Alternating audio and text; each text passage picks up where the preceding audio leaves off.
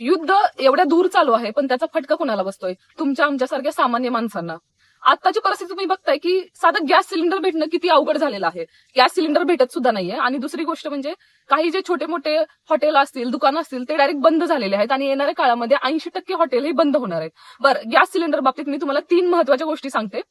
पहिली गोष्ट म्हणजे की तुम्हाला 25 दिवसानंतरच तुमचा गॅस सिलेंडर बुक करता येणार आहे. दुसरी गोष्ट म्हणजे तुम्हाला ई-केवायसी कंपल्सरी करायचे, तरच तुम्हाला गॅस सिलेंडर भेटणार आहे. आणि तिसरी गोष्ट म्हणजे तुमच्या गॅस सिलेंडरच्या किमतीमध्ये 60 रुपयांनी वाढ होणार आहे. बरं, ही फक्त 60 रुपयांनी आता आहे, येणाऱ्या काळामध्ये खूप महाग होईल. तर तुम्ही पहिल्यांदा ई-केवायसी करा गॅससाठी. आणि येणाऱ्या काळामध्ये फक्त तुमचं गॅसच वाढणार नाहीये, तर तेल वाढणार आहे, तुमचं डिझेल पेट्रोल वाढणार आहे. डिझेल पेट्रोल वाढल्यामुळे कांदे, भाजीपाला याचा भाव सुद्धा सगळ्याचा वाढणार आहे, किराणा वाढणार आहे. आणि याचा सगळ्यात मोठा फटका हा ज्यांचं हॉटेल व्यवसाय आहे, फूड व्यवसाय आहे ना, त्यांना सगळ्यात मोठा त्याचा जो आहे फटका बसणार आहे. तर युद्ध हारणं किंवा जिंकणं हे महत्वाचं नाहीये, पण युद्ध थांबणं फार महत्वाचं आहे. तुम्हाला काय वाटतं, हे युद्ध कधीपर्यंत चालू राहील आणि याचा अजून किती वाईट परिणाम आपल्यासारख्या सामान्य माणसांवर होणार आहे? मला कमेंटमध्ये नक्की सांगा.